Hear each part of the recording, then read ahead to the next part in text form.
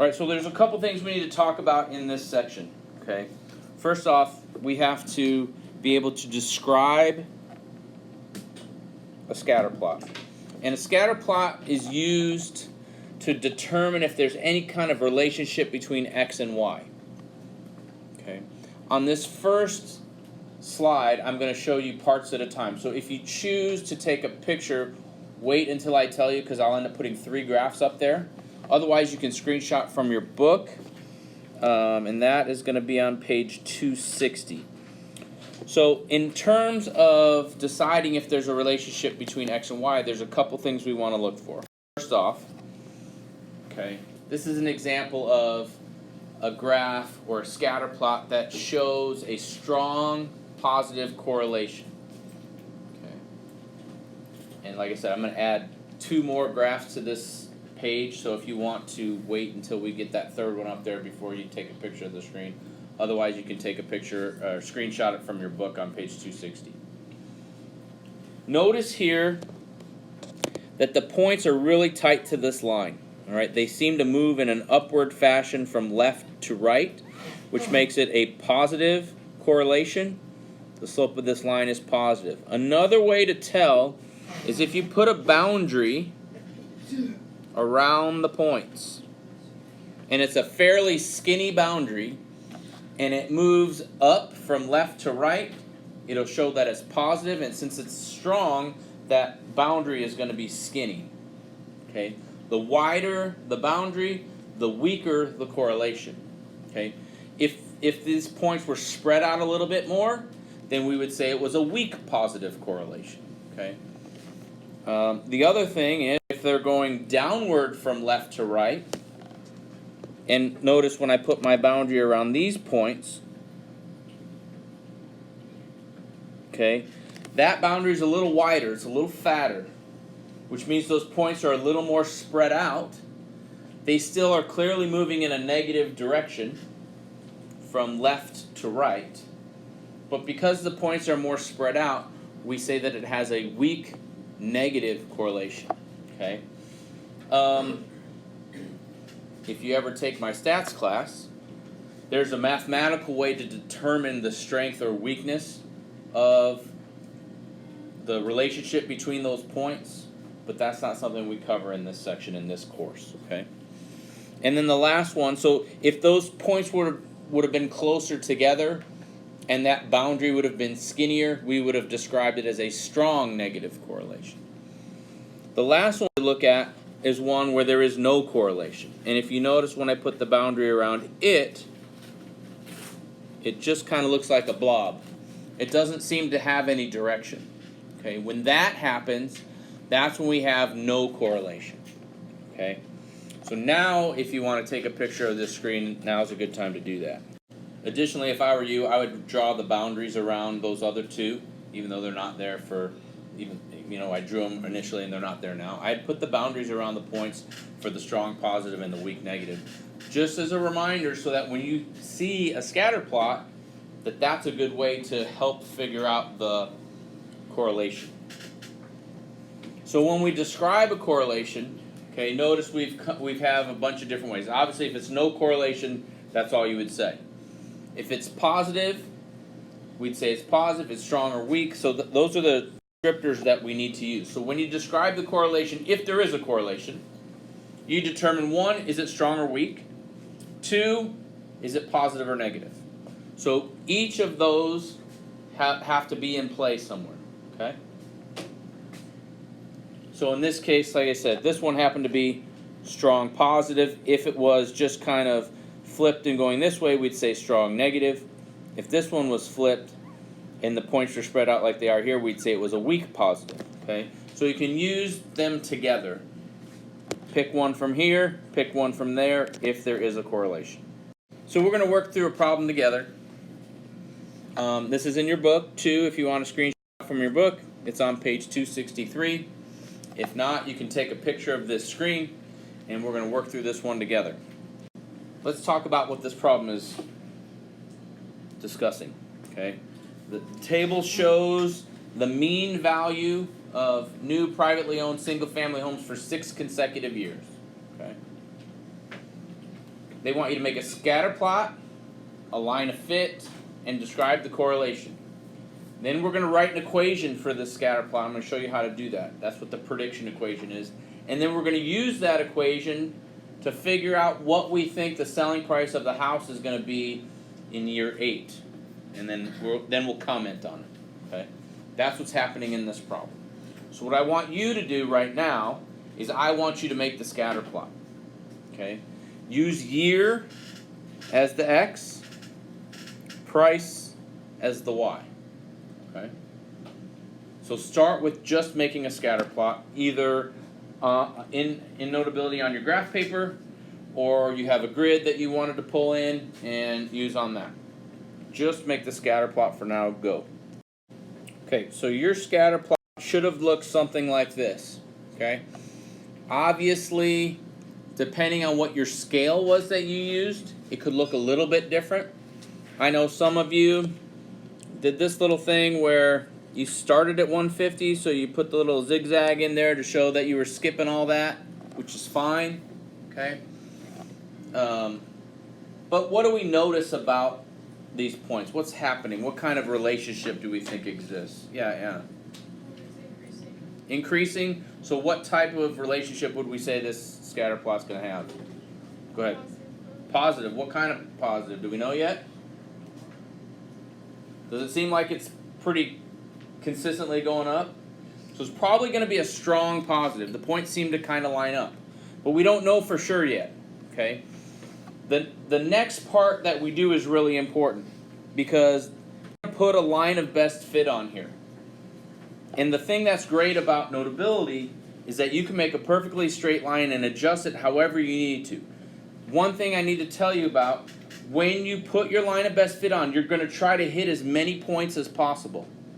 This one's fairly simple because the points are pretty lined up.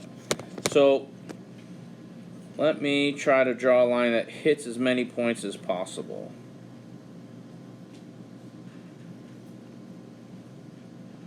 And I think that's pretty good.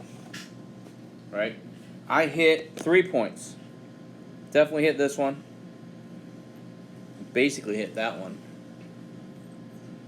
Definitely hit this one up here. Our goal is to write an equation for this line. And what we're going to make sure of is that it hits at least 2 points, because when I have 2 points, as you did in 2.4, we can write an equation. Okay?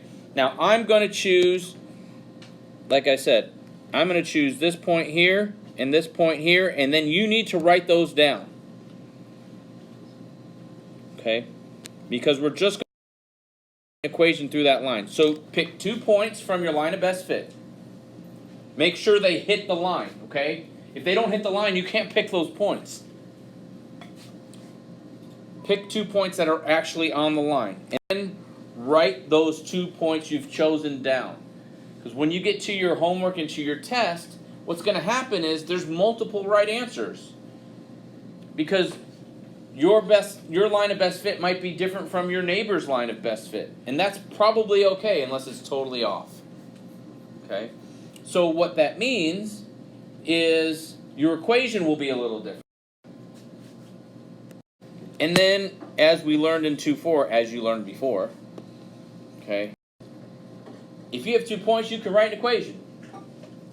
This is an application of stuff that we did in 2.4. So I want you to use those 2 points. If you picked 2 different points that they went through, then use those. Just know the rest of the example is not going to match up with what you have. But my preference is for you to use those 2 points and write the equation for those 2 points. What do we do first when we have 2 points? Find the slope. And then what do we need to do after that? Find the what? What's the B? The y-intercept. So once I find the slope, then I can find the y-intercept and I have my equation. So go ahead and do that now. And in this case, since all our points have decimals in them, your slope should have a decimal in it. Final answer reduced down as far as you can as a decimal. So here's what we've got so far. This is what you should have had for your slope. Okay, so there's my slope calculation, and that's what I have so far for my equation. Y equals 18.55x plus b. So I did the division over here. Okay? How many had that so far? Okay? Now, how am I going to find B? What did I do that was nice to you? Yeah, David, what did I do? You substitute one of the points. I could substitute one of the points in for X and Y to find B, but what do I know? I already know B. You should. It's 0. Yeah. Because the x is 0. Right. The y-intercept, the x value is 0. That means this is the y-intercept. Okay? Now, had you went and plugged it in anyway, you still should have gotten that. Okay?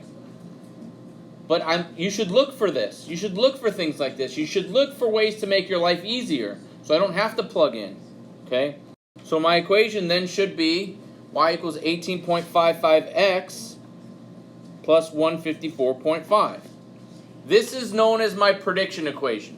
My line of best fit, the equation that goes with my line of best fit is our prediction equation, because what we have to do is figure out, we're making a guesstimate at what the price will be in year 8. And I'm going to use this to do that. Which of these variables represents the year? Y or X? X. So what am I going to do to figure out the price in year 8? Plug in 8 for X. So that's what we're going to do over here. Okay, so the mean, to find the mean selling price in year 8, all I've got to do is this. So go ahead and do that. What do you got?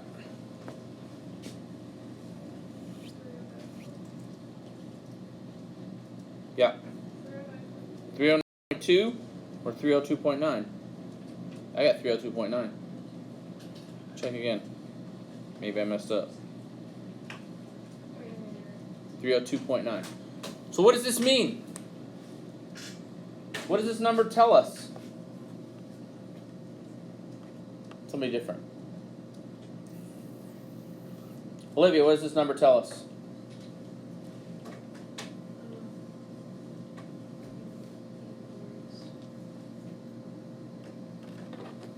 What?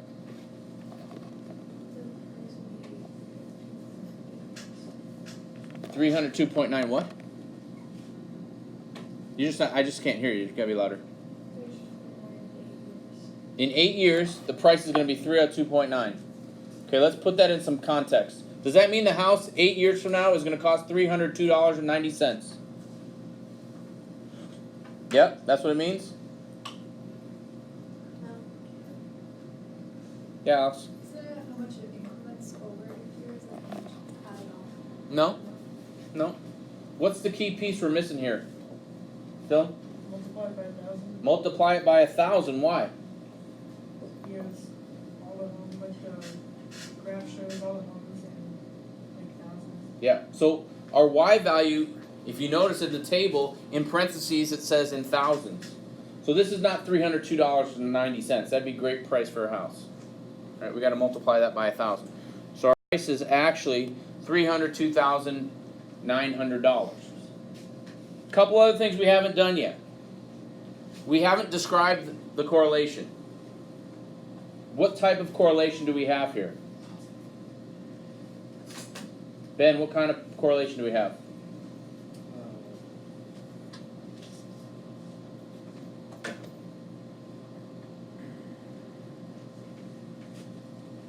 Peyton, what kind of correlation do we have? Strong positive. Okay, I know it's positive because the slope is positive, and the line of best fit is going up from left to right. I know it's strong because the points are all really close to that line. Okay, so make sure you use that descriptor in there. The other thing is this a good prediction? Home prices keep going up. Unless there's some type of blip in the economy, this is a good prediction because they keep going up.